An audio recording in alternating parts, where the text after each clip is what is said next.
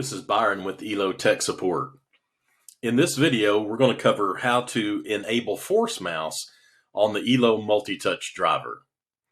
ForceMouse is an option for those customers whose application does not need or require multi-touch capabilities, things such as 2 touches on the screen at one time, pinch and zoom, some gesturing. Those things are not wanted or needed, and it would operate better if the monitor operated in a single touch capacity rather than multi-touch. So essentially what ForceMouse does, it forces a multi-touch monitor to operate the same as a single touch monitor. So with that being said, let's go ahead and begin. First, just go to our website at elotouch.com. We're here now. Choose the support tab at the top of the page.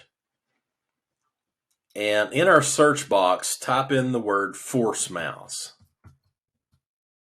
and hit enter. Here you're going to find all these articles that apply with ForceMouse, but we want to choose the first one, how to enable ForceMouse on Elo driver procedure. These are the steps that we're going to follow throughout this video procedure. So the first thing that we need to do is remove any installed Elo drivers. So just go to Add or Remove Programs, scroll down your list of apps, and look for Elo. It is right there, Elo Multi-Touch 7.2.1.5. And go ahead and click on it and choose Uninstall. We have to have this driver uninstalled so that we can make changes to the setup to be able to enable ForceMouse. This can't be done after the fact, after the driver's installed. It has to be done during the installation process. So this takes a few minutes to uninstall the driver completely, and then we can continue on with the procedure.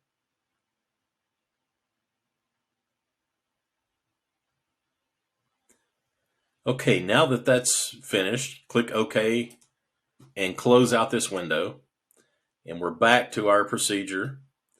Our next step, step 2, is we're going to download the 7.x driver again, but we're not going to install it upon downloading. So go back to our website, elotouch.com, choose Support, scroll down to Downloads, and just click on Touch Driver Windows 10.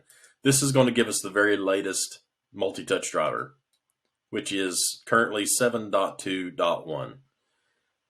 Click on the link to download.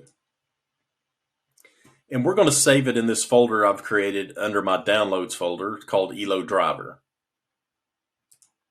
Now you can choose to save it wherever you want.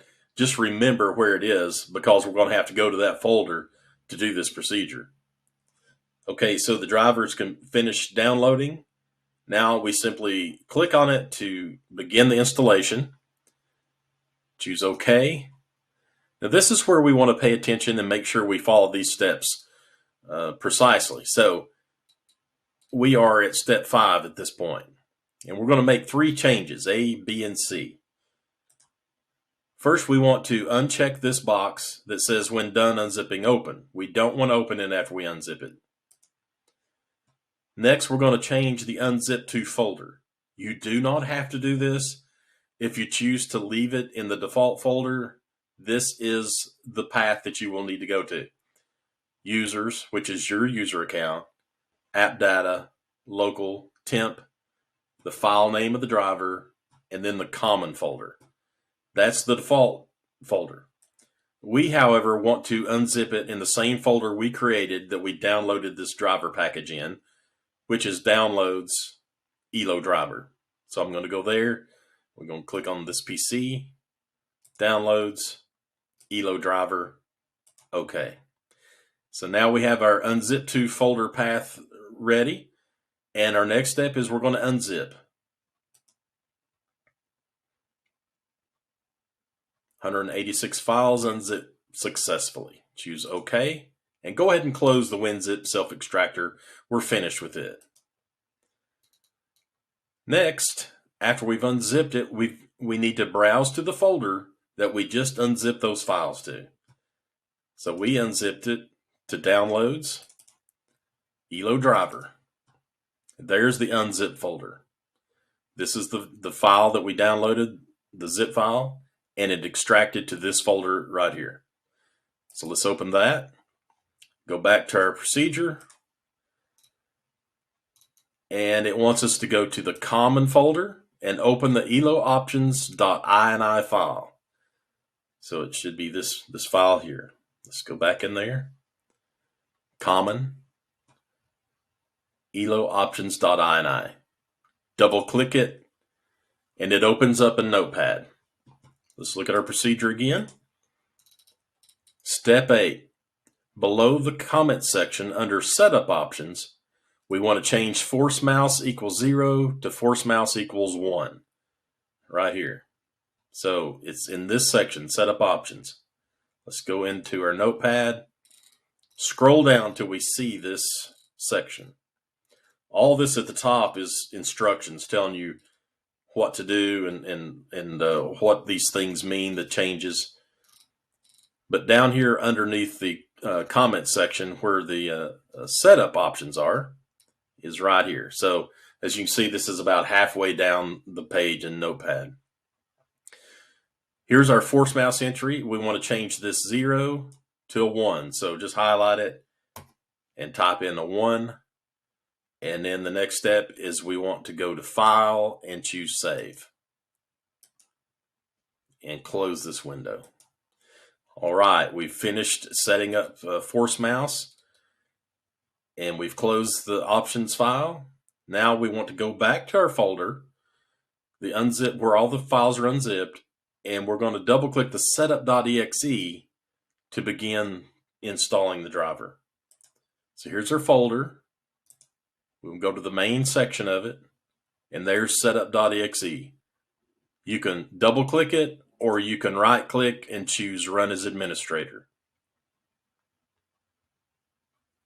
You can read all this and accept the license agreement and let the driver install. It doesn't take very long. It installs a couple of things, the Elo driver and the EAPI driver. That's just a reporting driver. And when this is finished, the monitor will be in ForceMouse mode. So it will not have multi-touch capabilities after it completes. You can then go into your Elo setup and you can do things such as calibrate, disable the beep sound, different things that you can do in the Elo driver GUI. So there the driver is installing all these parts, and it's complete. And that's all there is to it. ForceMouse has now been enabled, and your monitor should now be in single touch mode. And if you have any questions or you run into any problems, just go to our website at elotouch.com, click on support, scroll down to the bottom of the page, and there you find our contact number. You can talk to our technicians on the phone, or you can send us an email, support@elotouch.com. We'd be glad to help you.